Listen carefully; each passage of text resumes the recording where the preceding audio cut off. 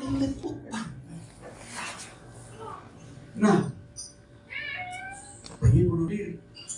Usut punya usut, ternyata utangnya cuma 2 juta. Saya senang ini orang di sini ketawa aja saya. Kelasnya apa ya? 2 juta apa ya? 2 jutanya belum selesai loh. Ini hebat nih. Belum 2 jutanya belum masih koma tuh 2 jutanya. 2 juta rupiah. Wajar ketawanya besar. Nyicilnya setiap hari 20.000. Enggak pernah lunas sepanjang tahun. Nah, dia jualan cendol. Gitu, jualan cendol. Nah, jadi kalau dia itu dapat itu 50.000, dia bisa bayar kepada orang rentenirnya itu. Begitu dia jualannya 30.000, dia nggak bisa pulahan besok. Pusingnya, tapi orang nggak mau tahu. Itu berlaku setiap hari sehingga dia frustasi. Nanya, gitu. Akhirnya saya lunasin utangnya itu. Gampang. Nah, anak buah saya nanya, Pak Ebi, apa nggak sebaiknya kita ikutin workshop dulu? Kebanyakan kelamaan 2 juta bisa mati orang. Iya kan? Lunasin aja gitu. Di sisi yang lain, ada orang pernah utang sama saya. Orang nih, gitu. Kalau saya sebutin namanya Anda tahu, dia punya kebun sawit itu luas di sini. Utang sama saya, hubungan bisnis. Sehingga mengakibatkan dia utang sama perusahaan saya itu 49 miliar. Itu kalau ketemu sama saya itu 2 kali dia nanya gini, perusahaan apa tuh kemarin? Jadi saya ngomong, Pak, perusahaan Anda itu utang sama saya 49 miliar. Dia ketemu lagi, dia lupa nanya lagi, perusahaan apa ya yang kemarin? Coba bayangin, 49 miliar lupa. Bukannya 49 miliar itu terus nanya, Dek, gimana cara bunuh diri? Enggak. Jadi yang kelilit utang yang 2 juta atau yang 49? Yang 2 juta. Gitu. Makanya itu kapasitas. Orangnya sekarang udah hebat banget. Waktu dia utang saya 49, total utang dia itu hampir 7 triliun. Gitu, hampir 7 triliun. Yang saya dengar. Hari ini udah beli perusahaan. Terakhir televisi yang saya kelola, saya dulu direktur televisi, dia beli. Namanya TV One. Itu yang beli TV One itu yang utang. Iya. Iya. Jadi ini kisah yang inspiratif tentang bukan tentang utang, tapi tentang kapasitas manusia. Otaknya ukurannya sama, makannya sama, Nambahnya sama. Gitu. Yang satu kena 2 juta mau bunuh diri, yang satu masih nanya, apa kemarin? Perusahaan apa yang utang? Begitu nanya sama saya. Saya nggak tahu apakah dia pura-pura nggak tahu. Tapi yang jelas ketika dipanggil di Kuningan, saya pernah dipanggil di Kuningan untuk jadi pembicara sama orang ini. Saya dengan tim saya, dia dengan timnya. Bedanya saya itu pakai mobil Alphard. Dulu waktu itu Alphard masih hebat-hebatnya. Dia pakai helikopter.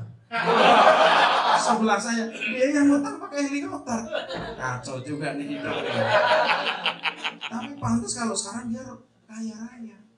Televisinya dulu 1 jadi 2. Gitu. Jadi makanya ini ilmu manusia tentang manusia. Makanya di IBF itu kenapa judulnya itu bagaimana terlepas di militer, how to be debt free. Bukan how to lunas. Bukan. Karena menjadi pengusaha itu, pengusaha. Mohon maaf nih pembicara orang dewasa. Ya. Kalau kita itu mengharamkan utang, ada juga komunitas mengharamkan utang. Jangan jadi pengusaha. Setidaknya jangan mimpi jadi pengusaha besar. Jangan mimpi. Gitu. Gimana caranya? Gitu. Nggak bisa. Anda punya 1 restoran, pengen jadi 1000 restoran. Anda nggak mau utang. Beli beras sekian ribu ton harus bayar cash ini. Ya dunia macam di situ. Gitu. Besok nggak jadi belanja Anda. Gitu. Anda lihat ya pembangunan di Kota Palembang. Anda lihat mobil, Anda lihat rumah, Anda lihat tower, Anda lihat tol, Anda lihat semua 90% lebih itu produk ada utang piutang di situ. Gitu. Jadi persoalan yang dibangun IBF itu bukan persoalan tentang jangan utangnya atau lunas utang, tetapi persoalan jangan Anda terlilit. Gitu.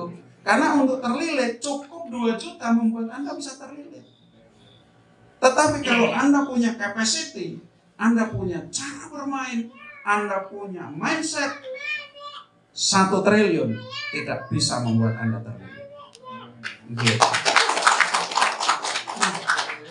Maka menjadi pengusaha itu wajibnya nih itu 3 modal wajib gitu, biar kita itu bisa nih kita itu mampu melakukan hal-hal besar ya.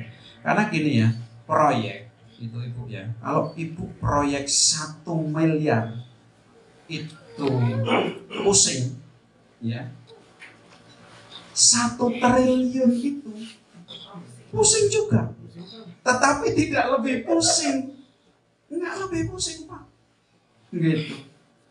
Ibaratnya gini, jadi camat itu pusing, jadi bupati dan jadi gubernur tidak lebih pusing, tapi pusing juga, tapi tidak lebih pusing. Itu beda kapasitas aja. Buktinya apa? Buktinya kalau si camat pusing, bupati pusing, gubernur pusing, 3-tiganya minum Bodrek 1 biji sembuh semua. Bukan kalau gubernur itu harus 5 biji, dia mati langsung.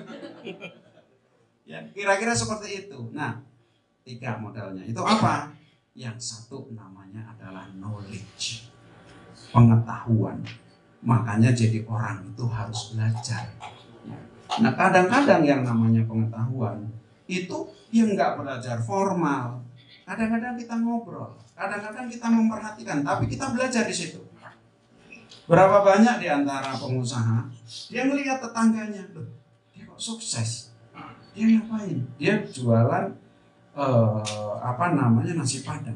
Saya buka, saya nanya-nanya, itu belajar. Itu modal pertama, dan itu modal itu harus kita terus pupuk. Gitu. Terus pupuk. Kadang-kadang untuk mempelajari 1 pelajaran, ya kita harus melalui pelajaran yang lain. Makanya itu seringkali kita nggak cukup waktu untuk kita itu belajar sendiri. Contoh buku hebat banyak.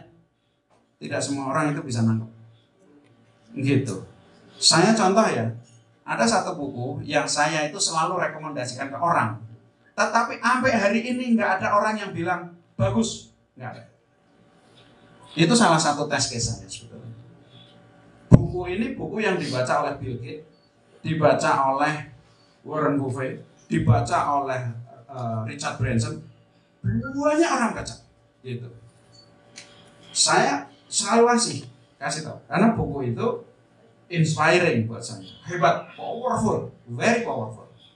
Tapi yang ngomong hebat baru 1 yang saya kasih, anaknya Pak Abdul Latif. Gitu. Dia sekolahnya di luar negeri, bisnisnya udah gede, dia bilang, gila tuh buku itu hebat banget. Anak IBF itu hampir saya kasih tahu semua gitu. Karena dia bilang, Pak, cuman bab 1 aja yang bagus Pak. Kenapa? Karena buku itu membutuhkan pengetahuan yang lain untuk memahami gitu. Nah, makanya kadang-kadang community seperti IBF itu dibutuhkan. Anda misalnya contoh finansial literasi, ya kan? Finansial literasi itu very powerful. Siapa di antara di sini yang udah pernah ikut? Oh hebat juga, hampir separuh loh. Kasih tepuk tangan dong. Itu hebat banget. Ya. Saya itu. Ini sekedar cerita ya, sekedar cerita. Saya nggak lagi mau pamer. Gitu. Soalnya kalau pamer nanti kena batunya saya. Tapi saya ingin cerita aja. Ada orang di dunia ini yang kaya dengan cara yang sangat spesifik. Dengan cara apa? Dengan cara ngambilin saham-saham kecil-kecil. Gitu. Orang ini kaya dengan cara itu aja 1. namanya Warren Buffett. Gitu. Orang lain itu yang sekaya dia itu semua membangun bisnis. Ada yang bisnisnya itu semua minyak, ada yang Microsoft, ya kan? Ada segala macam lah, pokoknya bisnisnya hebat-hebat. Dia enggak membangun bisnis.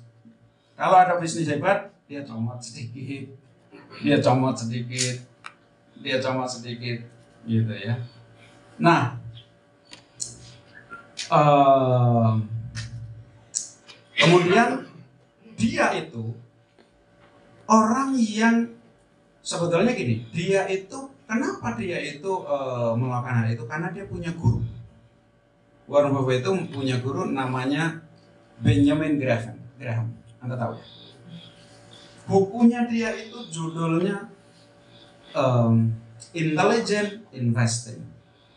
Hebatnya si Warren Buffett itu hanya belajar dari guru. Dia 2 guru ya, tapi utamanya satu ini.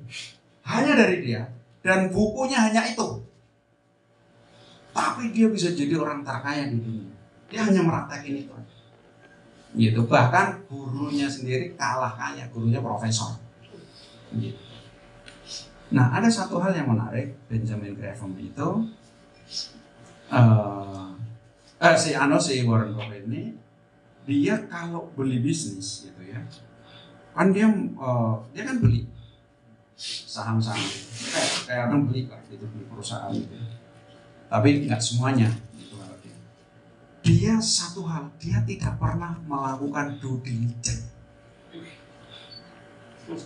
pada perusahaan-perusahaan hebat, Apple tidak pernah melakukan due diligence. Due diligence ini gini, meriksa laporan keuangannya kayak apa, pajak gimana, itu semua orang itu melakukan. Bahkan perusahaan, saya kalau jual perusahaan ini, mesti orang itu melakukan. Merasa pemeriksaan ini, pokoknya pemeriksaan mendetail, menyeluruh, dia nggak pernah. Ketemu ngobrol, minggu depan dia bayar. Enggak, dan nggak ada tim orang. Dan jadi itu hanya dilakukan oleh Warren Buffett. Di Indonesia ada yang melakukan sekali. Saya. Kok ketawanya nggak semangat banget? Karena cuma sekali, Pak. Bukan, maksudnya ada orang beli perusahaan nggak pakai due diligence. Itu saya. Sampai istri saya itu sempat sebel sama saya. Gitu. Beneran. Gitu. Jadi saya bayar aja. Gitu. Nah, sebenarnya gini, yang ingin saya sampaikan begini. Kenapa Warren Buffett itu tidak melakukan? Sebenarnya dia melakukan, tetapi dia melakukan tidak seperti orang lain melakukan. Sama juga saya gitu. Saya itu beli perusahaan ya. Saya tahu bahwa perusahaan itu hebat. Itu enggak dengan saya pegang laporan keuangan. Tapi saya nanya kepada orang HRD, saya nanya kepada orang purchasing, saya nanya. Disitulah saya melakukan diri. Saya ngobrol. Lo kerja di sini udah berapa tahun? Saya Pak 15 tahun. Oke.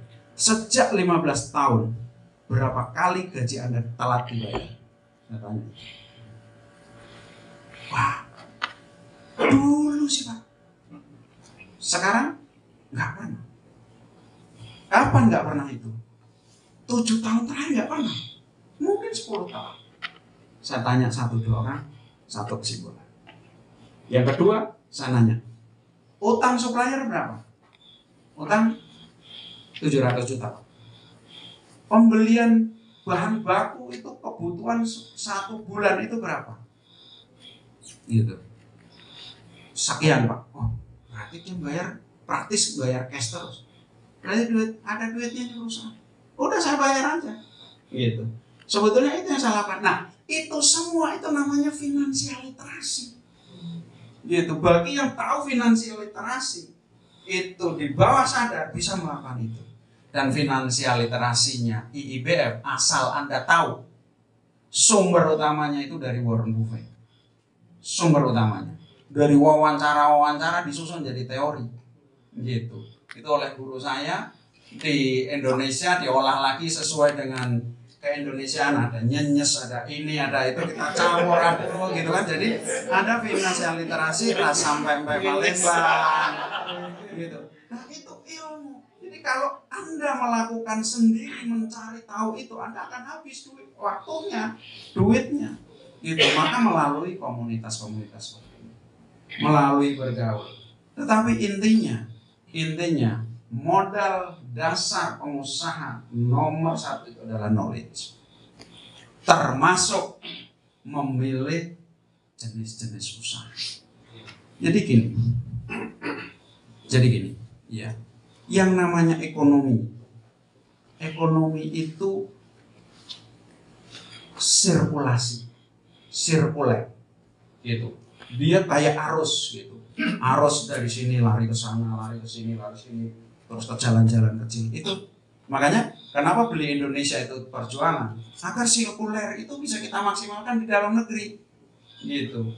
Kalau kita lari ke luar negeri, kita habis. Contoh yang paling gampang ya, ketika di Lombok, saya cerita dengan pengusaha Lombok. Saya cerita dengan pesantren di Lombok. Pesantren di Lombok itu dulu hebat-hebat. Lombok itu tempatnya setiap gang itu ada masjid. Itu dulu. Kenapa? Karena banyak orang nyumbang, gitu. Banyak warung-warung, banyak ini segala macam itu nyumbang. Begitu masuk minimarket di situ, langsung hilang semua.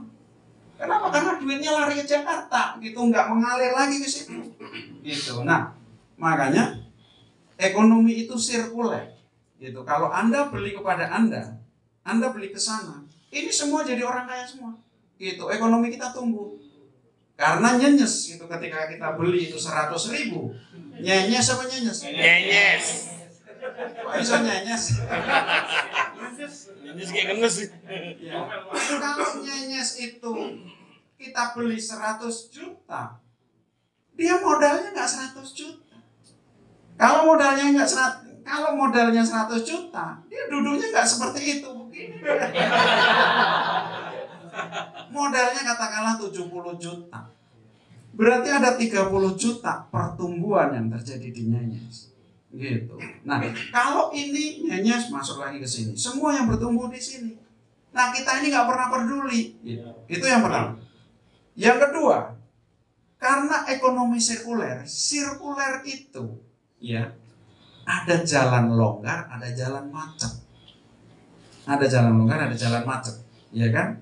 Jalan macet itu kalau ekonomi nasional itu bentuknya pengangguran, kebangkrutan, inflasi, gitu. Itu bentuknya. Maka kalau katakanlah nggak ada ilmu bisnis, hanya mengandalkan milih bidang, maka bidang yang jalan sesak. Contohnya apa? Jalannya longgar, tapi yang main banyak banget. Apa contohnya? Kuliner. Pempek mungkin pempek. Fashion bisa loh, gitu. Itu yang semua orang besok lagi bikin sana. Setiap 5 meter itu ada. Itu ekonomi jangan sesak. Tapi bisnis punya jalan keluarnya, namanya niche market, gitu. Contohnya nyenyes tadi, gua nggak bikin yang lain-lain, gitu. Gua bikin khusus oleh-oleh. Nah, dia nggak di situ, dia sendirian. Di Palembang ada berapa? Dua. Tapi bukan 100. 2 beda sama 100, gitu. Nah, disitulah ilmu. Ya. Jadi kita terus belajar, gitu. Kadang-kadang ini makanya dengan cara baca buku nggak semua orang percaya sama saya deh. Di sini nggak orang yang punya waktu khusus baca buku. Jam berapa? Nggak ada. Artinya di sini nggak ada yang baca buku. Nasib-nasiban Pak, nasib-nasiban. Pas lagi ada mood baca Pak. Sama. Kalau Di sini ada nggak yang punya waktu khusus baca Al-Quran? Saya ingin tanya. Yang tidak angkat tangan nggak baca Al-Quran. Ya dia baca. Kadang baca, kadang enggak. Gitu. Jadi baca buku itu hal yang berat. Gitu. Nah makanya IIBM memecahkan itu. Ya udah gitu kan. Kerjaan saya itu kan bacain buku buat kalian. Ya, ini buku yang jelek, ini buku yang bagus. Wah ini bagus loh. Ya kalau kita riset semua mati kita. Sedangkan Warren Buffett orang terkaya aja masih baca buku. Gimana kita nggak mau baca buku? Itu gimana caranya? Makanya every leader is a reader.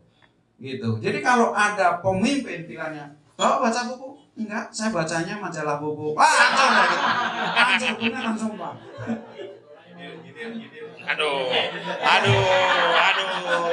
Ya enggak. Aduh, ada yang minta 3 periode ini. Aduh. Enggak apa-apa, mumpung mau berakhir. Ya enggak. Gimana? Jadi baca buku itu penting. Buku itu lahir dari perjalanan. Ada buku itu 95% buku itu sampah sebetulnya. Dia kutip sana, kutip sini, dia nggak ngerti. Pokoknya yang penting nulis. Kalau Anda terbiasa baca buku, Anda tahu dasar-dasarnya. Gitu. Anda tahu ini sampah masuk sana, ini sampah masuk sana. Oh ini buku bagus. Gitu. Contoh, ya, ada satu kalau buku marketing hari ini lagi saya baca, itu bagus bukunya. Saya baca buku marketing buahnya, tapi ada satu buku bagus. Anda baca, judulnya This is Marketing. Itu hampir ngomong dari A sampai Z. Anda cukup baca buku ini paling tidak, gitu. Dia nggak teknis ya, tapi prinsip-prinsipnya baca semua. Tapi kalau nggak sempat, ya nanti IBM lah dikasih tahu. Iya, gitu. Nah, This is Marketing itu Seth Godin. Seth Godin ini kan memang marketer, memang pelaku, gitu. Dia ngomongnya jelas. Ini begini, gitu. Nah, belajar dari pengalaman orang. Ya makanya kita ngumpul, orang saling berbagi. Jangan dianggap Anda ngomong itu tidak ada artinya. Anda ngomong, ada orang yang diam-diamnya. Saya itu paling banyak ya. Orang pengen ketemu sama saya bilang, oke, nanti di Selatnas ketemu sama saya. Oh, nanti saya acara di sini. Begitu selesai acara dia bilang, terima kasih Pak. Semua pertanyaan saya terjawab. Padahal belum nanya. Gitu. Kenapa?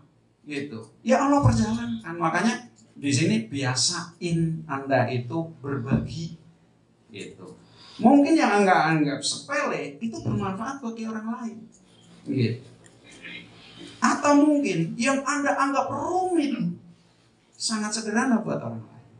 Makanya gunanya kita itu saling berbagi, itu saling silaturahim, saling belajar dengan cara yang dengan banyak cara.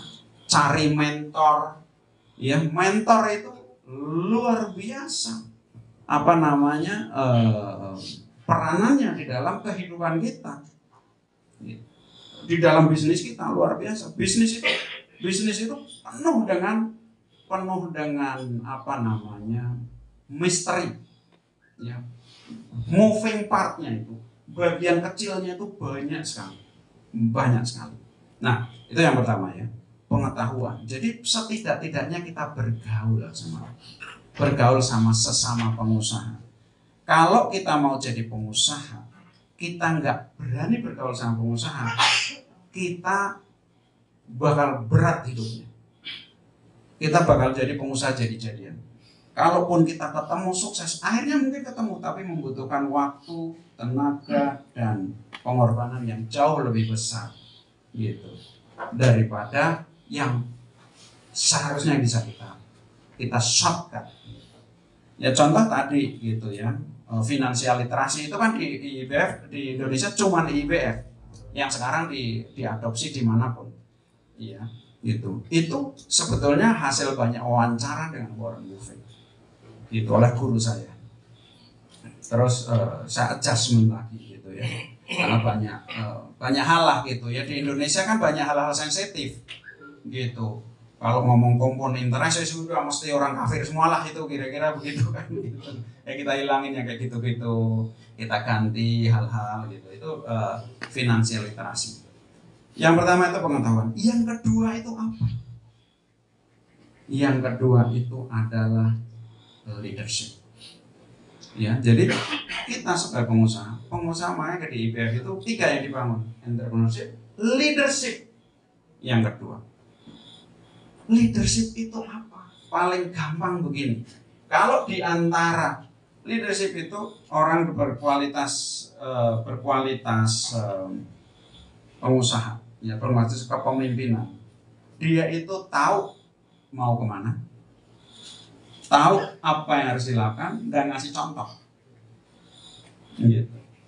Jadi dalam leadership itu kualitas yang paling utama sebelum yang lain-lain itu adalah sebuah mindset.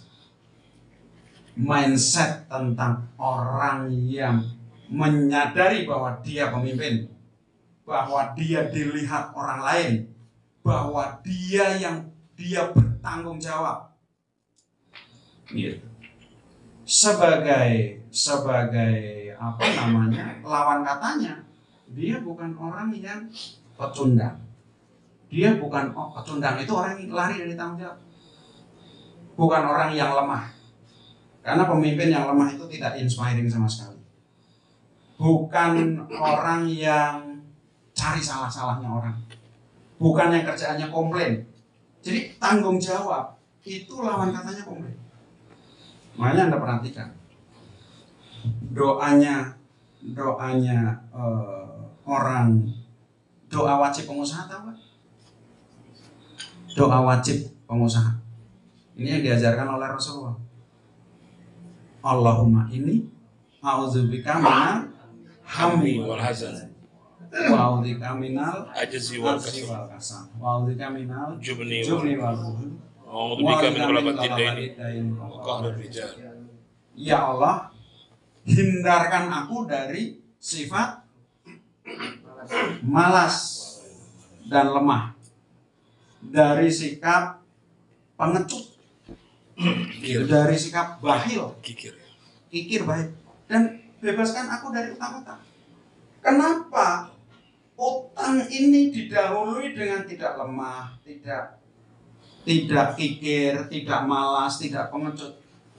Bukan kita berdoa itu, ya Allah, lapangkan aku rezeki biar aku lunas. Yes. Coba Anda perhatikan. Kenapa? Karena duit itu bukan kunci ngelunasin utang, bukan kunci jadi orang kaya. Gitu. Kunci jadi orang kaya itu, kunci dari lunas utang itu, kalau Anda itu nggak lemah, kalau Anda nggak pengecut, kalau Anda nggak kikir, itu. Jadi tentang kualitas seorang pemimpin yang bertanggung jawab, yang kuat, ya kuatnya ya sabar, ya teguh. Gitu. Jadi intinya itu makanya kalau di IPO saya bilang, yang namanya kaya itu tidak dibuktikan ketika Anda punya duit. Bukan. Anda itu diuji apakah Anda kaya atau tidak. Itu justru ketika Anda kehilangan semuanya. Apakah Anda berubah pada saat itu jadi orang miskin, yang ketika nggak punya apa-apa, kita ngerasa nggak bisa punya ngapa-ngapain, kita nggak punya usaha, dan kita yang ada di pikiran cuma minta-minta aja sama orang. Ataukah kita tetap sebagaimana layaknya orang kaya, nggak punya duit nih, ditanya sama teman, ini musola gua nih mesti ini gimana? Bukannya marah dia. Oke, berapa sih? 50. 50 juta. Ada lah.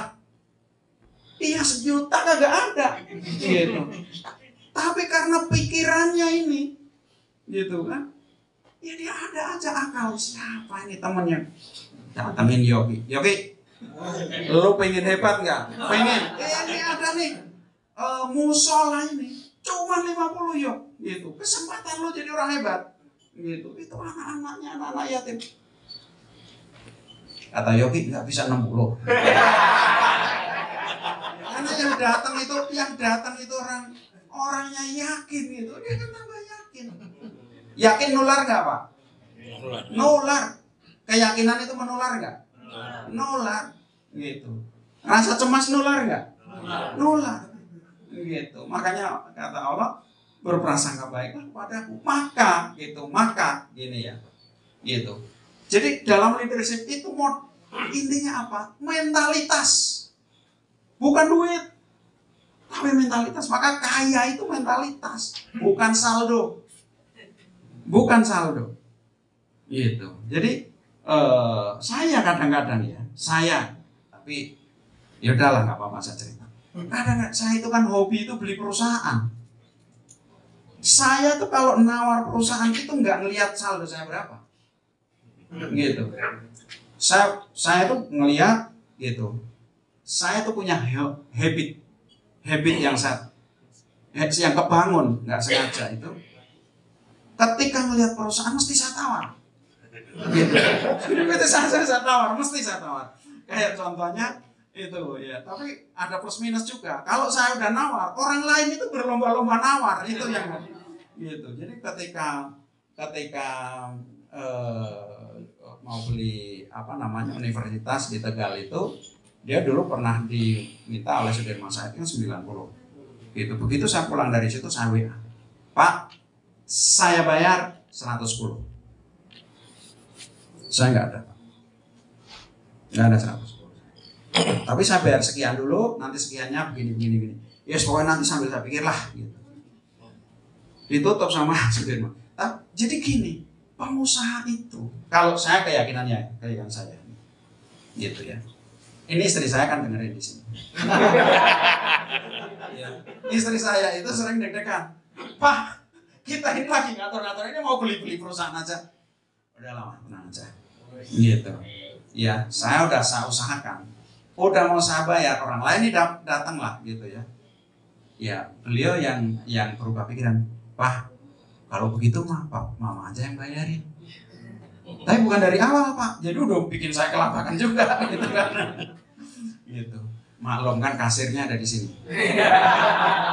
Jadi pengusaha itu jadi pengusaha, namanya juga pengusaha. Bukan kasir. Jadi gini, pengusaha itu nggak harus punya duit. Kalau harus punya duit namanya kasir. Pengusaha itu nggak ada duit nggak apa-apa, yang penting bisa ngusahain. Gimana caranya? Iya nggak? Ini ya Pak.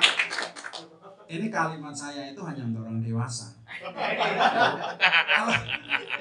Kalau Anda anggap ini angin lalu, itu jadi angin lalu.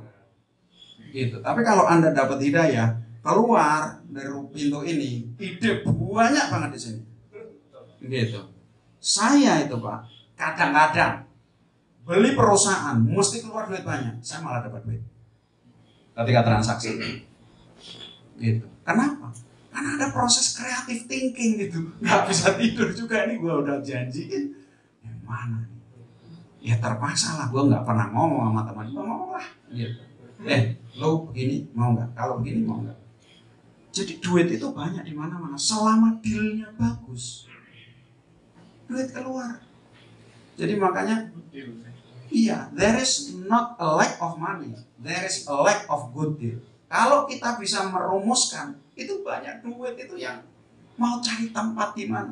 Jadi di dunia ini nggak semua kayak kita butuh duit. Ada orang itu yang mikirin duit gua mesti gua kemanain. Ada, gitu. Ada juga, gitu loh ya. Mungkin di antara ini kalian juga kadang-kadang gitu juga. Ini ada duit nih, mau gua kemanain? Kita belum sempat ada ide, duit udah habis lagi. Gitu. Saking dikitnya kan. Aduh. Ya itulah. Ya sama lah. Gini, kan biasa aja kali. Gini Pak, kita ini jadi ini di sini orang kaya bukan? Orang kaya. Kalau bukan orang kaya nggak berani masuk ruangan sini. Kalimatnya nggak enak semua. Gitu. Kalimatnya provokatif semua. Gitu kan. Nah, jadi masalah duit itu enteng-enteng aja. Makanya bahkan di kalangan nih, kalau Anda menyimpan duit terlalu banyak dan terlalu lama, satu tandanya yang pasti, Anda nggak punya strategi untuk membangun kekayaan. You don't have any strategy. Bingung duit mau diapain. Gitu. Sedangkan peluang ini itu banyak gitu. Jadi punya duit biasa aja, tetap nggak punya duit jangan berubah, biasa aja kali. Jangankan kita gitu, pengusaha donat ya Mbak Nurul ya, nggak punya duit biasa aja. Jokowi aja nggak punya duit. Presiden, pemerintah itu bisa nyuruh nyetak duit, bisa kehabisan duit juga. Gaji itu berapa kali itu terlambat-lambat, ya kan? Mbak Nurul nggak pernah terlambat gajinya. Dia yang kerja dia sendiri sama maknya. Iya, mak kita kan nggak gajian ya mak. Ya enggak, pemegang saham gitu ya. Ngapain gajian? Jadi biasa aja. Nah, mentalitas ini dimulai dari mana? Dimulai dari cara berpikir. Dari cara berpikir besar. Cara berpikir besar itu apa? Memandang segala sesuatu itu mungkin. Gitu. Bahwa semuanya itu mungkin. Nggak ada yang nggak mungkin. Nggak ada. Gitu. Nah persoalannya sebagian besar manusia itu diganggu oleh tidak mungkin. Kenapa? Karena dia yang lihat dia setiap hari. Ya, masa sih gue punya toko segede itu? Gitu. Gimana? Suruh ngimpi aja nggak berani. Gitu. Suruh nulis mimpi aja nggak berani. Makanya di Indonesia kenapa saya ketemu dengan banyak ini ya, IDP apa segala macam. Kalau deal sama orang Indonesia mesti yang jeleknya apa? Follow up-nya kurang. Kenapa? Karena dia mikir nggak mungkin. Gitu. Orang Indonesia itu gini, saya ngomong orang Indonesia itu tipikal. Kalau orang Indonesia hampir semua berpikir besar, Indonesia nggak kayak ini sekarang. Gitu. Seolah-olah yang namanya tambang emas itu mesti orang asing. Seolah-olah batu bara itu hanya yang gede-gede. Iya kan? Seolah kelapa sawit itu yang konglomerat. Gitu. Seolah-olah kalau kita itu punya perusahaan dengan omset 100 miliar itu nggak mungkin. Gitu. Nah, pengusaha itu yang pertama kali itu menghilangkan semua tidak mungkin. Setidaknya dari cara berpikir. Gitu. Jadi ini perlu latihan. Gitu. Jadi latihan apa? Latihan fokus pada keberhasilan. Fokus pada keberhasilan, bukan fokus pada kegagalan. Anda perhatikan kalimat Anda. Kalimat masuk di sini pertama tadi ngomong 2,5 juta ini itu, aduh, iya, itu conversation itu enggak, gitu. Kita mesti ngomong sesuatu yang gede, gitu. Anda lihat ya, Amerika itu menjadi hebat gimana? Oh mimpi aja, mimpinya itu perang bintang. Star Wars. Mimpinya itu dulu mendaratkan orang di bulan. Kenapa dia itu mimpi mendaratkan di bulan? Karena dia ingin ya semua masyarakat itu berpikir besar. Gitu. Ngapain sih mendarat di bulan buang-buang waktu? Gitu. Di sana nanam cabai nggak bakal BEP. Iya kan? Nanam sawit itu susah panennya. Pasti nggak bisa bersaing. Ngapain ke bulan? Dia ingin. Nih, lu bangsa yang besar, lu bangsa hebat. Lu bisa memecahkan itu. Gitu. Jadi mereka ketika mereka memikirkan mendaratkan di bulan, kita ini masih bingung dari bulan ke bulan. Repot. Iya enggak? Tanggal jatuh tempo. Jadi makanya gini, salah satu keluar dari lilitan utang. Dia percaya deh, gitu ya. Kalau utang, ngomong utang. Kalau sukses itu diukur dari nggak punya utang. Presiden IMF dulu yang nggak punya utang. Nah, presiden IMF-nya aja masih senang utang. Yang nggak boleh kan riba. Utang boleh kan? Ada yang mengharamkan loh. Saya tanya gitu. Kalau utang itu haram, ngutangin haram dong. Benar nggak? Gitu. Yang ngutangin enggak Pak. Lah terus gimana? Ntar dulu Pak. Pusing dia. Gitu. Jadi kita ini pengusaha gitu ya. Selama niatnya itu membayar, nggak usah khawatir. Nggak usah khawatir. Allah itu melalui hadis Rasulullah bersabda begini. Barang siapa menggunakan harta orang lain atau berhutang dan dia ingin berniat melunasi, maka Allah yang melunasi. Selesai urusannya. Selesai. Demi Allah 100% itu akan terjadi. Gitu. Persoalannya kita lebih diganggu oleh pikiran kita sendiri daripada oleh hadis. Gitu. Hadisnya udah pasti benar, pikiran kita nggak benar, kita ngikutin pikiran kita. Lah, pikiran kita yang selama ini membawa kita nggak kemana-mana itu mau diikutin. Gimana urusannya? Ini yang namanya mindset. Gitu. Apakah gampang? Enggak. Saya dengan istri saya, dengan anak buah saya selalu ngomong, kita fokus pada keberhasilan, fokus keberhasilan. Itu terus.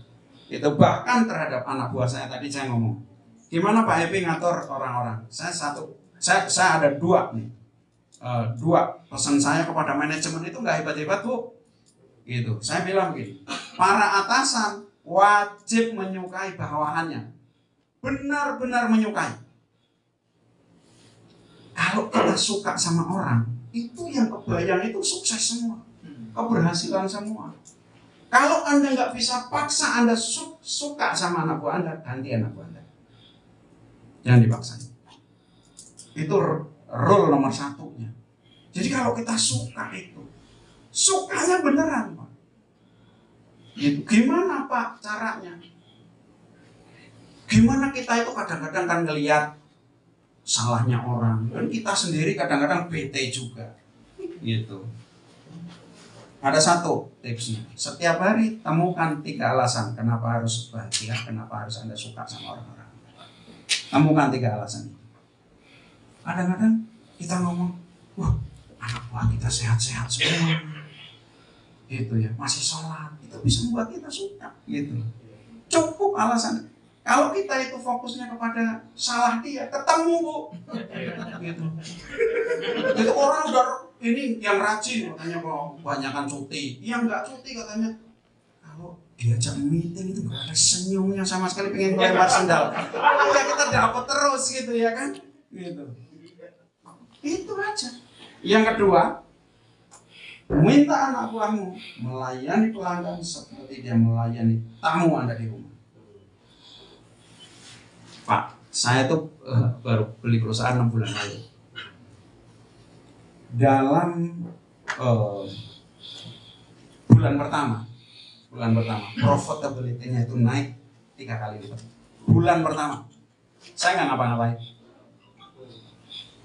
ngapa-ngapain, kemudian sesudah program ini diluncurkan, dulu yang namanya kepala toko apa segala macam nggak bisa digerakin, ngelawan terus. Nah, ganti orang, atasannya ganti, saya kasih tahu begitu, Anda mesti suka sama dia. Dulu ada satu item itu terjual setahun itu 3.500, 3.000 gitu. Ini dalam waktu seminggu lebih dikit terjual 4.000. Hanya dengan apa? Dengan senang aja. Orang kalau kita senang Pak sama anak buah kita merentahnya 1, larinya 10 Pak. Gitu. Jadi semua ini karena kita itu fokus pada keberhasilan. Jadi kita nggak underestimate anak-anak kita, karena manusia ini sebetulnya kemampuannya luar biasa. Gitu. Jadi berpikir besar, berpikir positif, fokus pada peluang, fokus pada keberhasilan, fokus pada keberhasilan. Hidup Anda fokuslah pada keberhasilan. Anda dilihat jadi orang itu juga lebih enak gitu loh. Kalau ketawa, kalau senyum, coba Anda belajar senyum. Tapi senyumnya itu senyum lebar. Coba Anda sendiri berubah. Beneran gitu. Gitu. Jadi senyum itu lebar itu kalau Rasulullah kalau senyum lebar itu sampai kelihatan giginya. Gitu. Terus kalau ada undangan apa? Kalau masih bisa duduk di depan. Gitu. Kalau jalan cepat jalannya, itu jalannya Rasulullah. Itu akan berbeda semua. Coba Anda gini, Anda jalan ya. Jalan aja mempengaruhi mentalitas Anda. Anda kalau jalan diseret. Kenapa enggak sih lah rada cepat dikit gitu? Gitu. Kan ini ajaran Rasulullah bukan? Gitu. Jadi mindset, mentalitas, fokus itu modal Anda terbesar. Saya pernah melihat tamu saya berdua. Satu namanya Arif, satu namanya Udin. Ya. Arifudin. Arif itu anaknya begini anak HMI. Udin juga anak HMI. Tapi dia itu di rumah saya itu duduk itu sambil ngomong ini. Dia bawa badannya aja itu nggak bisa. Jadi lemes gini. Aku sepanjang saya ngomong itu ya, saya nggak mau ngeliat ya. Menular ini. Nggak enak dilihat, nggak antusias, iya nggak enak sama sekali. Tapi semua kerjaan lari ke Arif semua, gitu. Dan sampai hari ini, yang namanya anaknya itu saya ketemu itu mungkin 15 tahun lalu. Sampai hari ini, kalau 3 bulan sekali masih minta ramsa. Gitu. Nah, menjadi pengusaha itu modalnya. Jadi Anda harus bangun, makanya di IBF itu bangun diri. Sebelum bangun yang lain, bangun diri dulu. Apa bangun diri? Jiwa Anda, mindset Anda, cara Anda bertindak. Kadang-kadang yang namanya persoalan itu, serumit apapun persoalannya, gitu. Anda masih jalan ngomong sama orang, gitu. Mesti ngomong. Siapa yang Anda pilih untuk ngomong? Gue punya persoalan, gitu. Atau gue punya tantangan. Lu punya saran nggak sama gue? Tapi ngomong dengan tidak ngomong itu berbeda. Itu bumi dan langit beda. Tidak akan langsung selesai pada saat itu. Tetapi pembicaraan ini akan mengantarkan Anda pada sesuatu yang hebat. Gitu. Akan mengantarkan Anda pada sesuatu yang hebat. Dan akhirnya, gitu, orang-orang yang bermental gitu adalah orang-orang yang akan menemukan impiannya. Jadi intinya begini, segala sesuatu akan berhasil pada akhirnya. Anda mesti percaya itu. Dan itu hanya bisa Anda miliki, Anda temukan kalau Anda itu fokus pada keberhasilan. Segede apapun persoalan. Seandainya hari ini itu Anda udah hebat semua. Hebat kan? Anda flashback ke belakang. Ceritanya itu suruh milih nih. Tapi Anda udah berhasil. Anda pernah sulit sekali dan menghadapi persoalan yang nilainya 10 juta yang lalu. Anda sekarang udah hebat. Atau Anda sekarang udah hebat dan kemarin itu Anda menghadapi persoalan 100 miliar. Anda milih mana? Kalau sekarang udah berhasil? Iya, 100 miliar. Beneran? Berarti kalau 100 miliar Anda udah hebat. Makanya kalau Anda hari ini itu baru 10 juta, 100 juta atau 1 miliar. Nah ini belum hebat ini persoalannya. Benar nggak? Gitu. Kalau udah hampir-hampir, ya kalau 10 udah kita anggap hebat lah di sinilah ya. Gitu. Jadi artinya apa? Biasa aja kali. Gitu. Semakin hebat, semakin berat. Karena akhirnya akan Anda berhasil juga. Akhirnya.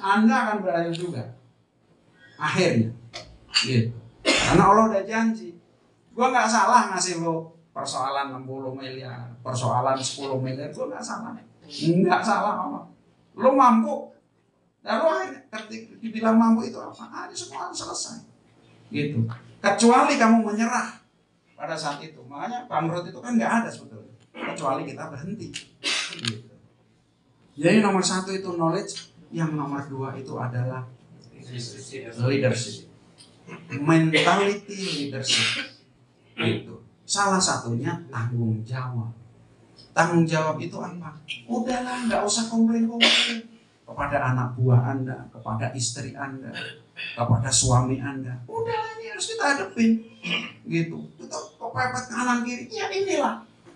Yang nggak punya utang ya masalahnya penjualan. Ini kok susah. Ini di sini rugi ini. Udahlah. Gitu. Itu sesuatu yang harus kita lewati. Gitu. Toh akhirnya akan berhasil. Gitu. Nah, yang di dalam leadership itu ada yang namanya tanggung jawab. Itu makanya kalau Anda itu semakin Anda bertanggung jawab, semakin dekat Anda dengan keberhasilan. Gitu. Jadi persoalan itu Anda nggak cari orang lain lagi. Itu bahkan persoalan orang lain Anda ambil. Gitu. Contoh ya, ketika saya pernah ketika susah saya bilang sama ibu, "Mah, saya lagi susah banget. Mah, jangan sampai ada ponakan, keluarga, siapapun nggak bisa sekolah atau nggak bisa makan hanya karena nggak punya duit. Selama kita masih ada." Saya ngomong begitu bukan karena saya banyak duit. Pada saat itu justru lagi nggak ada. Gitu. Itu yang namanya tanggung jawab. Makanya ketika kan ada aja keluarga nih, gitu, yang WA, kalau WA mesti ini urusan duitnya. Makanya sebelum saya WA-nya kelihatan dari dia, sebelum saya baca, saya udah bilang oke. Belum saya baca, Pak. Gitu. Sampai hari ini saya melakukan itu. Itu yang namanya tanggung jawab. Gitu. Ya mudah-mudahan Allah percepat gitu, karena gini ada hadis itu ya. Barang siapa masih mau menyelesaikan persoalan saudaranya, mempermudah urusannya, melepaskan saudaranya dari kesulitan, maka wajib bagi menolong. Apa enggak hebat? Yang kita pecahkan cuman urusan 300.000, 500.000, lumayan lah. Kita utangnya 5 miliar lunas. Kita buat Allah sama-sama 5 itu angkanya di depannya. Iya, gitu. Malaikat kadang-kadang nggak hitungan, 0 di belakang nggak dihitung, udah kemana? Gampang semua. Gitu. Kenyataannya hidup itu begitu jalannya. Anda lihat orang-orang hebat ya, orang-orang hebat, ahli sedekah semua, ahli nolong orang semua. Gitu. Itu tanggung jawab namanya. Gitu. Jadi udahlah gitu. Saya tuh punya anak buah itu. Anak buah saya itu ya, kadang-kadang ada bisnis, kadang-kadang saya nggak pernah pecat. Udah, tak gaji aja nanti tak cariin bisnis. Tapi nggak ada, tak ulur terus. Gitu. Coba bayangin, itu nggak 1-2 orang, 1 orang aja. Saya pernah simulasi ya. Dia nganggur itu mungkin 5 tahun, Pak. 7 juta kali 13. Berapa tuh? 91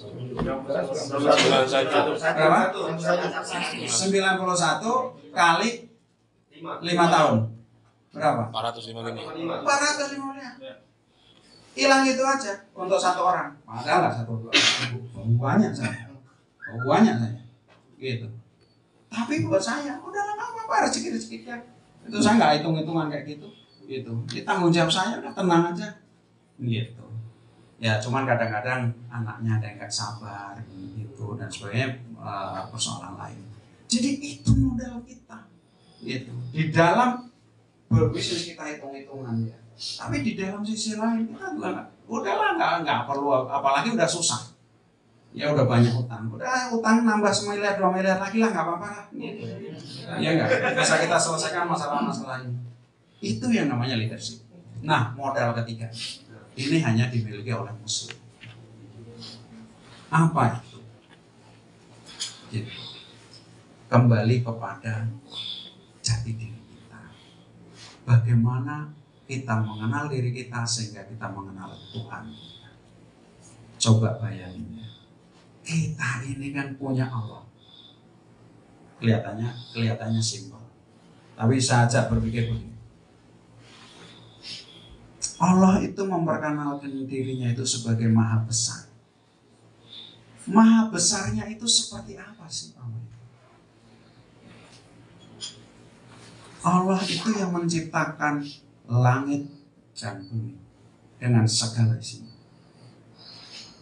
Atau kadang-kadang saya kalau ngomong ini dalam doa-doa saya. Ya Allah, Engkaulah pencipta segala puji bagimu. Engkaulah pencipta langit, bumi dengan segala isinya. Engkau yang menciptakan matahari yang sedang bersinar di atas. Dan Engkau menciptakan matahari itu lebih dari satu, bahkan bermiliar-miliar matahari, membentuk gugus-gugus bintang dan membentuk galaksi. Dan ternyata Engkau menciptakan galaksi jumlahnya juga berjuta-juta, bahkan bertriliun-triliun galaksi. Galaksi itu isinya matahari yang triliun jumlahnya. Itu jumlah galaksinya itu triliun juga. Sehingga kalau dilihat alam semesta itu seperti permadani. Kalau malam dengan teleskop itu ya, seperti permadani yang terdiri dari banyak sekali galaksi. Coba, begitu dahsyatnya ciptaan Allah, begitu dahsyatnya ciptaan, begitu hebatnya, begitu agungnya ciptaan Allah. Lantas bagaimana dengan Engkau yang menciptakan semua ini?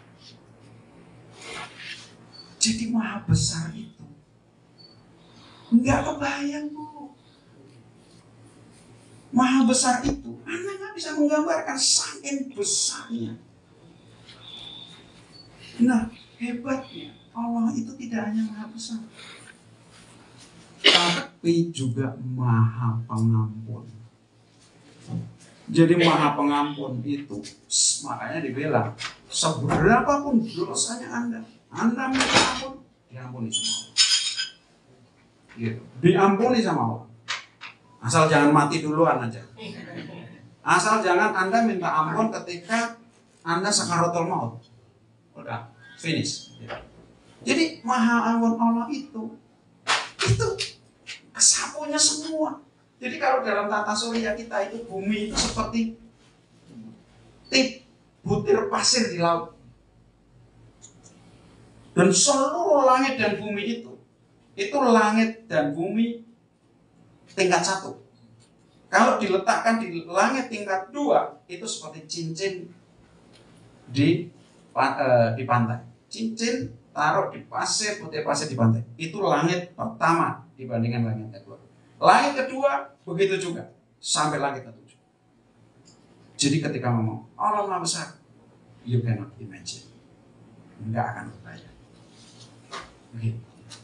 Nah, padahal Allah Maha Pengampun juga. Dan hebatnya Allah itu Maha Pengasih dan Penyayang. Dan Allah itu Maha Penyantun. Jadi semua itu selesai dengan sifat-sifat Allah. Jadi kalau Anda itu minta ampun, Anda diampuni itu bukan karena Anda layak diampuni, bukan. Karena Allah itu Maha Pengampun. Gitu. Hanya satu orang yang tidak mengakui keesaan Allah, ya dia nggak butuh, dia nggak percaya tentang itu. Gitu. Tapi selama Anda itu ada di situ, selesai semua. Jadi seberapa saya, seberapa saya sulitnya, saya tuh semua tanggung jawab saya ambilin aja. Semua yang lewat saya iyain semua. Gitu. Tanya sama istri saya, siapa yang saya ingkari? Nggak ada. Apalagi ada urusannya, nggak ada urusannya saya ambil. Gitu. Secara tanggung jawab saya ambil. Gitu. Jadi kalau pusing-pusing sekalian, tapi sepusing-pusing saya, alhamdulillah, sepusing-pusing bapak ibu semua, mestinya kalau ingat betapa besarnya Allah, betapa pengampunnya Allah, betapa penyayangnya Allah, betapa pengasihnya, halas. semua selesai di situ. Gitu. Gitu. Makanya kalau sebagai pengusaha Muslim terus nggak yakin, ada yang salah dengan itu, ada yang keliru. Apalagi utang Bapak Ibu masih bisa dihitung, sedang Allah itu maha kaya. Gitu. Demi Allah maha kaya. Dan Allah itu cuma nunggu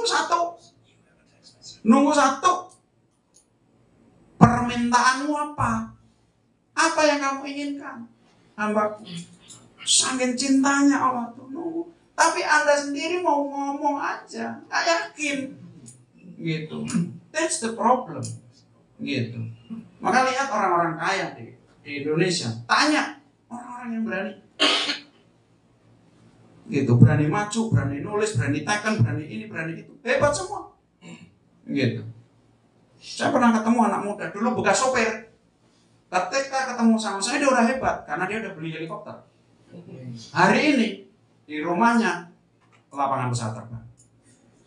Modalnya cuma satu, berani. Saya nggak tahu beraninya itu seperti apa. Tapi harusnya, Muslim seperti kalian, jauh lebih berani. Karena Anda mengenal Allah. Gitu. Anda punya Allah. Yang itu, apapun, selesai sampai di situ. Dan Allah hanya menunggu apa yang benar-benar kita inginkan. Dalam banyak hal, kalau kita udah minta, kita ngomong, nggak bisa dihindarin juga. Datang aja. Nggak bisa dihindarin, bahkan. Gitu. Nah, ini yang lebih penting.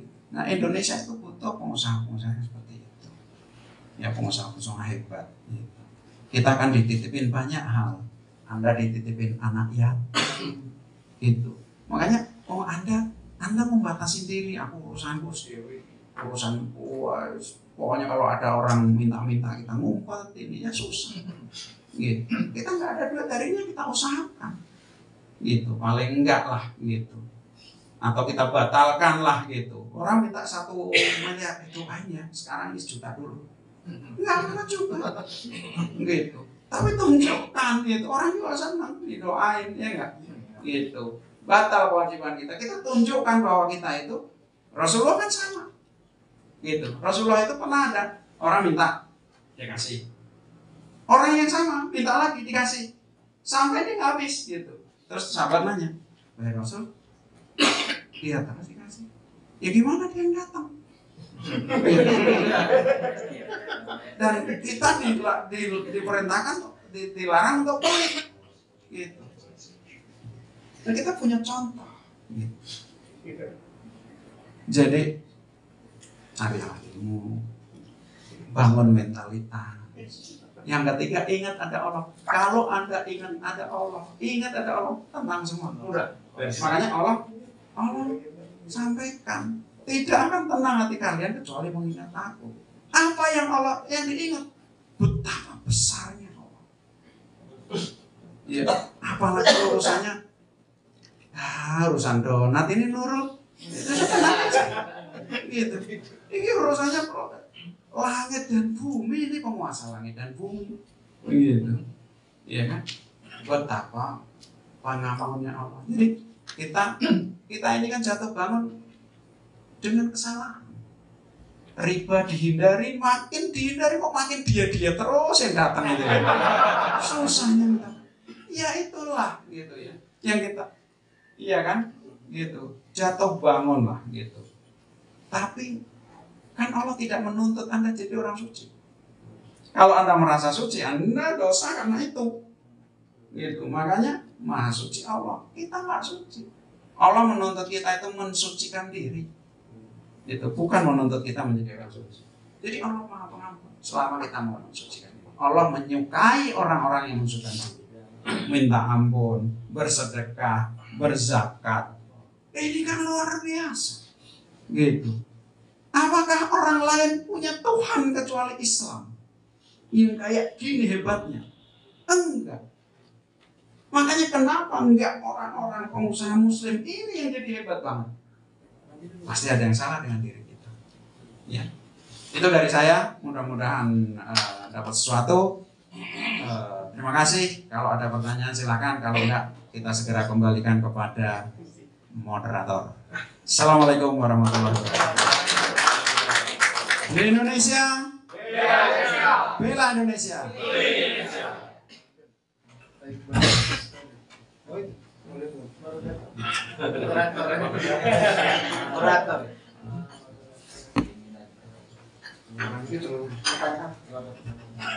Silakan buat rekan-rekan yang gantian sharing ya. Yang masih ada waktu 20 menit. Jadi akhirnya ritual baru sama anak-anak. Bawa duit, jangan lupa duit. Pokoknya sedekah pagi lah. Pagi saya mau mulai dengan sedekah gitu kan. Itu yang namanya mau ngasih. Loh ini kotak kemana nih gitu kan? Nggak ada. Kotak yang biasanya ada itu nampung itu nggak ada. Habis itu aku masuk, biasa ada yang jalan, nggak jalan juga. Sampai begitu aku di depan masjid pulang, aku duit itu masih ada, itu cukup ganggu saya. Saya pas mau pulang, lewat perempuan. Begitu perempuan itu lewat 1 meter gitu, terus dia bilang, "Pak," saya nengok, "boleh minta tolong nggak Pak?" "Kenapa Bu?" "Saya udah nggak makan 3 hari. Suami saya sakit stroke, anak saya 1. Saya bawa dia, tapi dengan dia ngomong kayak gitu, saya nggak puas. Ibu ke rumah, gitu ke rumah, gitu kan. Terus saya ambil duit di atas, itu saya kasih ke dia, terus dia pulang. Tapi sebelum pulang saya tanya, "Ibu tahu saya dari mana?" Kan orang situ kenal saya semua, gitu. Apalagi yang mohon maaf kalau ada persoalan tentang makan, karena istri saya itu masak tiap hari untuk mereka itu ratusan orang setiap hari, pasti dia tahu lah gitu. Dia bilang, "Saya nggak tahu berapa." Gitu. "Nggak tahu saya." "Ibu rumahnya di mana?" "Di situ." Saya berpikir, masa sih nggak tahu. Tapi ya udah pulang. Itu Pak. Habis dia pulang itu 2 hari yang namanya sholat itu nggak bisa, itu air mata nggak keluar. Gitu. Itu cara kita menghilangkan hijab. Hijab-hijab yang nggak karu-karuan. Kita ternyata masih dimuliakan oleh Allah, bisa ngasih orang. Gitu. Nah, habis itu tak cari Pak orang. Nggak ada orang kena stroke, nggak ada orang. Itu wow alam lah, gitu ya. Tapi nggak ada, memang nggak ketemu. Gitu. Nah, maksud saya kesulitan itu, makanya Allah itu kesulitan itu rahmat. Selama kita itu menjadi lebih dekat dengan Allah. Tapi kalau kita jadi jauh dengan Allah, jangankan kesulitan, harta berlimpah pun menjadi bencana buat kalian. Sesungguhnya. Ya, jadi mudah-mudahan akhirnya kembali kepada Allah dan kita semua di sini, gitu. Ya saya, ya Anda, ya semua di sini punya Tuhan yang satu, Tuhan yang hebat itu, yang maha besar itu, yang maha pengampun itu, yang maha pengasih penyayang, gitu. Dan saya yakin Indonesia itu akan bangkit, itu yang ditunggu itu orang-orang seperti kalian.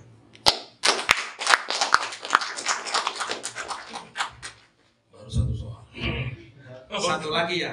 Boleh. Iya, satu lagi ya. Oke. Kayaknya Faisal. Bos pasar itu. Bos pasar itu. Yang punya pasar itu. Assalamualaikum warahmatullahi wabarakatuh. Nama saya Faisal, Pak. Saya sekarang bisnisnya titip belanja pasar induk. Jadi Apa? titip belanja pasar induk. Oh, Jadi saya titip di seluruh barang-barang di pasar bisa titip saya. Saya belikan daging, ayam, segala. pakai platform? Enggak, Oh enggak. pakai WA sama Facebook aja. Oh, ini Ini calon platform hebat ini. Kisahnya luar biasa. Kalau platform sini ada dua ya, dua platform tuh berguguran tuh. Ya Anda yang naik nunggu Anda. Apa namanya? Terus juga saya ngajar di Yatim Mandiri dan sekarang juga saya lagi mengembangkan karena apa namanya bisnis saya itu kan pagi ya, pagi siang selesai untuk sore, jadi saya sekarang buka privat bahasa Inggris. Terus saya juga konsen ke pendidikan Pak ya. Jadi pertanyaannya begini Pak, di Palembang ini kan kota ya. Nah sekarang ini kan kompetisi untuk apa namanya, untuk anak-anak kita nih Pak ya. Jadi kan apa namanya luar biasa, mungkin kalau sekarang di Palembang tuh banyak orang tua yang memprivatkan anaknya, ya, privat bahasa Inggris, les segala macam ya. Nah sebenarnya sih apa namanya, itu kan nanti ke depannya anak-anak kita ini mau di Palembang, mau di kota di Jawa atau di Jakarta kan berarti nanti akan high competition Pak ya. Nah bagaimana cara kita itu untuk menyiapkan anak-anak kita ini, mungkin nanti ya sekarang ada yang usia SMP, SMA dan kuliah, terutama dengan apa namanya kemudian mendidik anak-anak kita ini menjadi seorang entrepreneur, karena kan kita juga bapak ibunya kan jadi entrepreneur Pak ya. Itu gimana apa namanya metode pendidikan di keluarga dan apa saja yang harus dipersiapkan pada anak-anak kita supaya nanti mereka mempunyai jadi apa namanya anak-anak yang unggul Pak ke depannya gitu. Terima kasih Pak. Baik, terima kasih. Kasih tepuk tangan dulu dong. Jadi ada dua hal yang mesti kita pahami, gitu ya. Yang pertama adalah apakah semua gini, apa yang Anda maksud dengan entrepreneur? Kalau yang dimaksud dengan entrepreneur itu adalah pekerjaan, maka memaksa anak untuk jadi entrepreneur adalah sesuatu yang keliru menurut saya. Kita belajar dari orang-orang, tapi bahwa tugas kita kan mengarahkan, mengedukasi. Dan mestinya lebih mudah buat anak-anak kita kalau jadi entrepreneur karena ayahnya entrepreneur, nggak kayak kita yang belajar sendiri. Tetapi kembali bahwa di dunia ini hidup itu bermacam-macam, sebagaimana Allah sampaikan itu sesungguhnya pekerjaanmu itu bermacam-macam gitu. Jadi kalau kita itu mengarahkan pada satu profesi tertentu, menurut saya ada yang keliru. Anda lihat yang namanya, kita cerita tentang Bill Gates. Apakah anak Bill Gates itu semua pengusaha seperti Bill Gates? Gitu. Bahkan Bill Gates itu memberikan anaknya itu nggak semua. Dia cuma dikasih anaknya itu kalau nggak salah $2 juta satu orang. $2 juta itu dikitnya minta ampun. Bagi Bill Gates yang punya bermiliar-miliar dolar. Kalau orang punya 1 miliar terus anaknya dikasih satu rupiah, kan nggak benar itu. Itulah Bill Gates itu. Gitu. 1 juta gitu. Anda punya duit katakanlah 5 miliar, anaknya dikasih 2 juta rupiah, kan nggak benar Anda. Tapi Bill Gates itu, Warren Buffett sama. Warren Buffett itu 99% itu diwakafin Pak. Gitu. Jadi di orang-orang hebat itu di dunia itu membentuk satu community yang namanya Giving Pledge. Anda boleh search itu. Giving Pledge. Giving Pledge itu adalah orang-orang terkaya di dunia yang mewakafkan, menyedekahkan hartanya lebih dari 50%. Padahal yang masuk ke situ minimal itu punya harta itu $1 juta, 1 miliar dolar. Gila kan? Itu 14 triliun. Itu paling sedikit baru masuk ke situ kalau separuh itu diwakafkan. Gitu. Terus anaknya Warren Buffett jadi apa dong? 1 jadi penulis, Mas. Yang kedua jadi petani. Nah, kebayang. Yes. Itu orang yang memiliki kebijaksanaan yang luar biasa. Gitu. Nah, anak-anak saya sendiri sama. Gitu. Orang pikir sama. Yang pertama dulu pengen jadi arsitek, sekarang udah nggak tahu dia dapat ide dari mana. Dia belajar bisnis, mau berbisnis, tapi dia nggak mau pulang ke sampai hari ini masih tarik-tarian sama ibunya gitu. Dia pengen jadi pengusaha, tapi kelihatannya takut banget disuruh pulang, takut disuruh nerusin usahanya ibunya gitu. Takut banget, dia pengen bikin sendiri. Makanya sampai aku bilang, udah Kak, nanti partneran sama Papa aja bikin perusahaan di Inggris. Saya bilang gitu, sampai kayak gitu. Artinya anak itu punya pola pikir sendiri gitu. Itu bagus, masing-masing mau jadi pengusaha. Anak yang nomor 2 mau jadi pengusaha juga, kuliah di UI. Yang nomor 3 pengen jadi dokter. Ibu kemarin itu daftar kuliah itu sampai 9 ditolak, Pak. Nangis sampai kedokteran soalnya. Jadi dia itu skornya itu 745 ya. 712. Itu kalau masuk di ekonomi, di apa yang hebat itu udah masuk semua. UI masuk semua, masuk. Kedokteran, Mas. Another game. Akhirnya ibunya ngomong, "Dik, coba pertimbangkan jurusan lain yang lebih hebat." Nangis anaknya, Pak. Gitu. Aku bilang, "Mah, ya kan cuma pertimbangkan, Pak," katanya. Janganlah. Ya udah, akhirnya keterima juga. Gitu, keterima di Udayana. Dan ternyata ya Udayana itu ranking kedua sesudah UI sebelum UGM untuk kedokteran. Itu kita baru tahu ya. Dan dia itu skor tertinggi. Jadi anak saya nomor 3 itu udah enggak. Anak nomor 4 gitu ya. Sekarang ya mulai rada enggak jelas ini, tapi ya namanya anak-anak gitu kan. Tapi cita-cita jadi presiden itu serius. Gitu. Iya, presiden IBM. Perhatikan ayah itu. Wah, kalau anak saya dengar marah deh.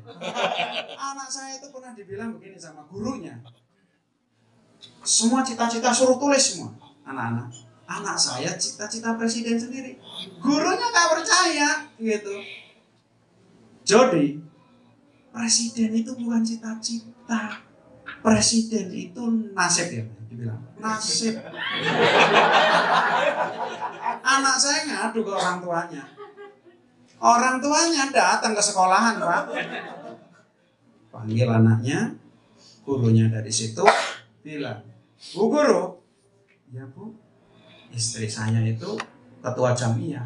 Ketua jamiah seluruh 10 sekolah di situ lah. Pokoknya sekolah yang paling hebat itu SMA 1 itu. Istri saya. Waktu itu belum jamiahnya. Tapi pokoknya dikenal inilah. Ya anak buah istri saya kan istri menteri gitu kan." Gurunya tegur, "Bu, ya, presiden itu cita-cita kan Bu? Bukan nasib." "Oh iya, cita-cita." Jadi saya serius kalau ngadepin cita-cita anak, Mas. Gitu, serius kita. Gitu. Soekarno itu jadi presiden itu sejak kapan?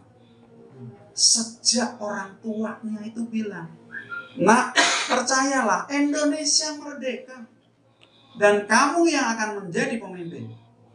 Itu ibunya. Maka sejak saat itu kalimat yang paling dikenal oleh teman-temannya, Indonesia merdeka pasti dan pasti. Gitu. Temannya gila keyakinan. Bukan keyakinan. Indonesia merdeka. Itu presidennya. Anda tahu siapa presiden pertama Indonesia? Ya orang itu. Gitu. Orang itu. Andai dia nggak punya mimpi, nggak merdeka habis. Nah, jadi intinya ya, anak itu punya perjalanan sendiri. Kita boleh menginspirasi, mengarahkan, ya, tetapi memaksa gitu. Kadang-kadang itu tipis banget. Saya kan sering ngajar di SMA ya. Pertanyaan paling besar anak-anak sambil nangis itu apa?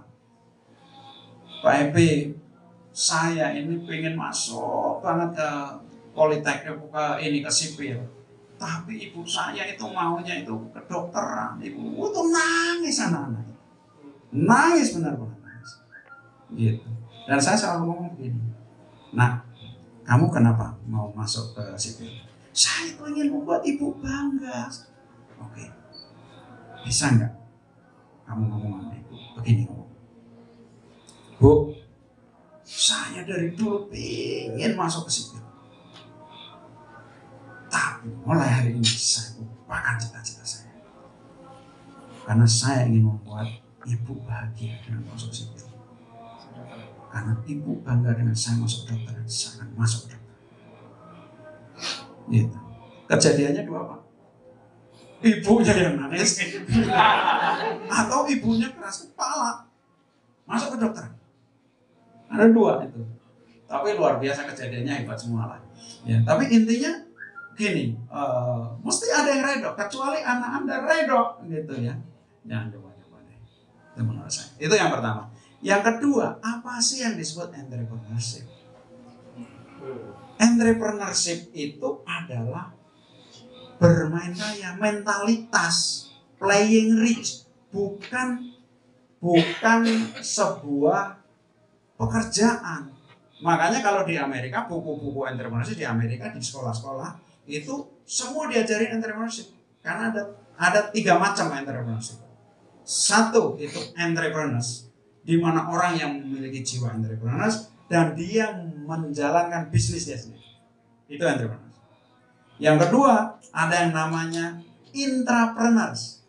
Intrapreneurs itu adalah orang yang memiliki jiwa entrepreneurs dan dia menjalankan perusahaan orang lain atau menjalankan institusi orang lain, termasuk pejabat negara.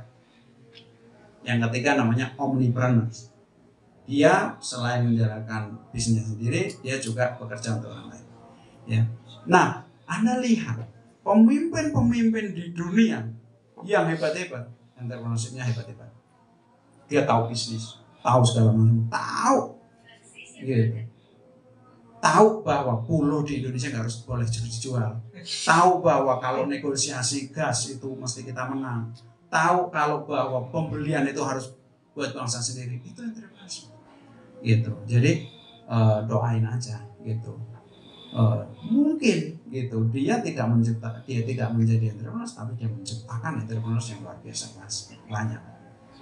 Nah, itu saya sendiri, saya ngelatih anak-anak itu terlepas dari cita-citanya, saya latih entrepreneur. Gitu. Salah satunya apa? Saya tuh ngelatih anak saya untuk tidak malu berjualan. Saya punya tiga wasiat kepada anak saya. 3 aja. 1, pegang iman Islam. 2, biasakan berbuat baik. 3, jangan malu untuk jualan. Jadi anak saya jago jualan semua. Jago jualan semua. Gitu. Ada anak saya itu malu kalau meminta uang sama papanya. Malu gitu. Kadang-kadang ngomong, "Mah, boleh nggak?" Malu, nggak enak sama papanya loh padahal. Dan papanya itu nggak pernah, aku dimintain katakanlah dimintain 1 juta, aku ngasih 1 juta saya. Mesti saya lebih. Gitu. Kadang-kadang terus terserah papa. Ya, terserah itu yang paling susah. Nah, kadang-kadang aku kasih, wah, dia ngomong, "Mah, aku dikasih papa pokoknya banyak banget." Berapa? Oh, pokoknya sampai aku lulus itu cukup.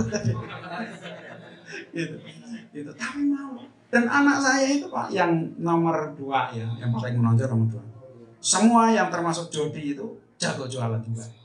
Wah, jago jualan. Dia tahu bisnis. Gitu. Dia tahu bisnis. Dia kompetisi pemasaran pasti di sekolahnya juara besar. Hitungannya jalan. Itu karena terlatih. Anak saya yang nomor 2 itu yang sekarang mau lulus UI, itu dari SMP itu udah cari duit. Gitu, jualan nasi bebek sampai hari ini. Bayangin, dari SMP kelas berapa? Kelas 2. Kelas 2, 3, 5 tahun plus 3 tahun, 8 tahun dia jualan bebek. Dan dia setiap tahun itu punya resolusi. Saya tahun ini tabungan saya harus naik 100 juta untuk anak sekolah. Hebat. Ya. Kemarin per November tercapai 60 ya Mbak ya. 60 juta. Aku bilang, Dek, tersampai berapa? Masih kurang banyak. Berapa? Baru 60. Udah, sini papa tambahin. Enggak mau. Jangan. Itu anak saya, Pak. Kenapa? Dia terbiasa memecahkan persoalannya sendiri. Kalau dia udah nggak punya duit, ada tanda-tandanya. Dia nggak punya duit itu artinya nggak punya duit buat jajan. Tabungannya banyak. Yang di Amerika, yang di London punya, ya, semua punya anak buah saya. Gitu. Jody pun punya. Gitu. Dia idenya mulai banyak macam-macam. Nanti ke pasar Senen, nanti ini, nanti beli apa, nanti lihat-lihat bongkar-bongkar bajunya mama. Mah, ini baju dipakai nggak, Mah? Gitu. Pasti itu mau dijual sama dia. Gitu. Jadi bangunlah karakter. Bajunya branded lagi kan? Branded. Intinya bangunlah, kalau entrepreneurship bangunlah karakternya. Bebaskan dia dengan kecerdasan dia Bisnis sendiri. sama modal. Ya, gitu dari saya. Ya mudah-mudahan pertemuan yang sebentar ini bisa mendekatkan kita ya sesama ini kader-kader Palembang ini sesama mesti saling ketemu, ya saling membantu. Anda itu hidup Anda itu ya banyakin tabungan positif. Jadi ketika Anda itu lagi sulit itu ada malaikat itu tahu kok tabungan positifnya itu. Jadi tabungan positif itu kalau kita itu bermanfaat buat teman-teman kita, buat orang lain. Jadi kalau ketemu teman yang lagi susah, itu seneng, semangat karena pingin bantu. Gitu, bukan pengen nyukurin. Karena kalau kita bantu itu, alhamdulillah ngebantu satu orang. Insya Allah itu kembali kepada kita pada saat kita butuh. Pada saat kita butuh banget. Gitu. Wah, kalau kita bicara itu luar biasa sampai tengah malam semangat kita. Ya, jadi Allah itu mendesain kita itu tidak bisa menolong diri kita sendiri. Dan kita butuh pertolongan orang lain. Butuh pertolongan orang lain yang digerakkan oleh Allah, gitu kan? Nah, rule of the game-nya apa? Ya kita harus nolong orang lain. Gitu. Maka kata Allah, siapa yang menolong orang lain wajib bagiku untuk menolong dia. Wah, itu pasti pertolongan yang hebat banget. Ya, mudah-mudahan ini IVF bisa dikumpulin lagi. Ya, dikumpulin lagi. Ya, semangatin lagi. Mudah-mudahan dengan cara itu Allah berikan hidayah kepada kita semua. Beli Indonesia. Bela Indonesia. Terima kasih. Billahi taufiq wal hidayah. Assalamualaikum warahmatullahi wabarakatuh. Waalaikumsalam warahmatullahi wabarakatuh. Terima kasih sekali, kita tangan yang luar biasa.